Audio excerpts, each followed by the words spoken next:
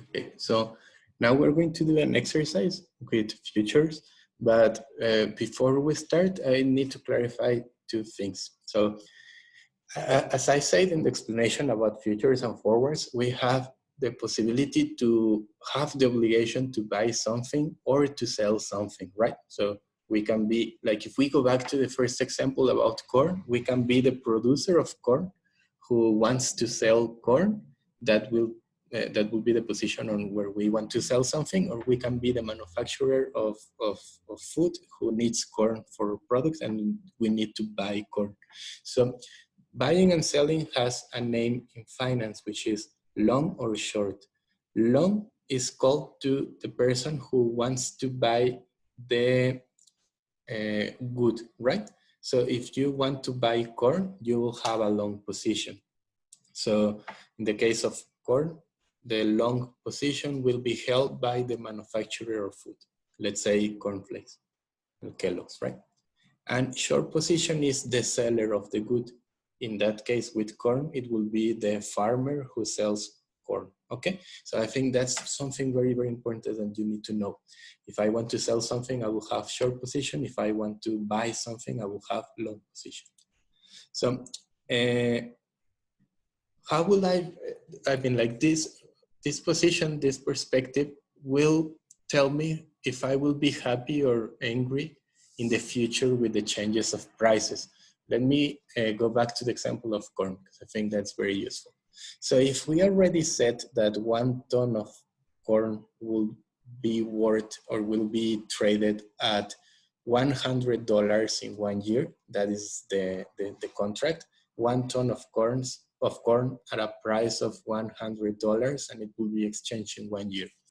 So if I have the long position, let's start the analysis with the long position. I will buy corn.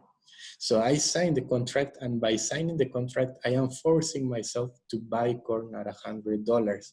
So what do you think, or how do you think I will happen in the future in 1 year if the price of corn in the market is $100 too? I will be neutral, right? Because it doesn't matter if I will feel the same, because the market is $100 and I am forced to pay $100. So it's fair for me. So no problem. But what do you think? How do you think I will feel in 1 year if the price in the market for corn is $200 and I am forced to pay only 100? I will be very happy, right? Because the market is 200, is very expensive. But I sign a contract where I force myself to pay only 100. I will be very happy.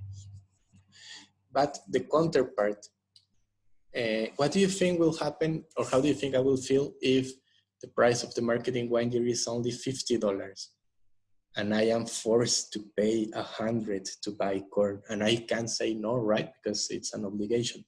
I will be very sad, right? In the market is only 50 and I have to pay 100. It's way higher what I have to pay. So when you have a long position, if the price of the asset increases in the market, then you are happy because you sign a cheaper price. But if the price gets lower, then you will be sad or you will be angry because you will be paying more. And in the short position is the opposite. If you are the seller of corn and in 1 year the market is $200 and you sign to sell corn at only 100, and you can say no because it's an obligation, you will feel sad, right? But if it is only 50 and you sign 100, you will be happy. So this takes us to this graph, right? This is a graph where the forward price or the future price in that contract was over here, I think 0.10958. This is the price of the Mexican peso. I think it's $0.10 per peso. So something from like 12 years ago or even more.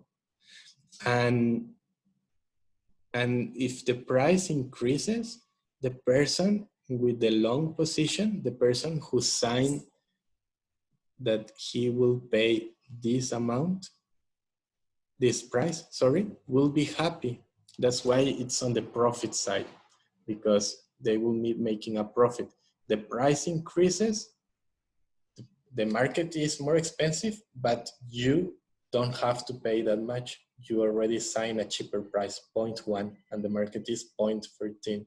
So that difference, we call it a profit. I will explain later why it's a profit, but it's a profit. If the price increases and you have a short position, if you are selling, so the market is more expensive, but you already signed to sell it at 0.10, then this part is a loss, right? Because you lose the opportunity to sell it at a higher price.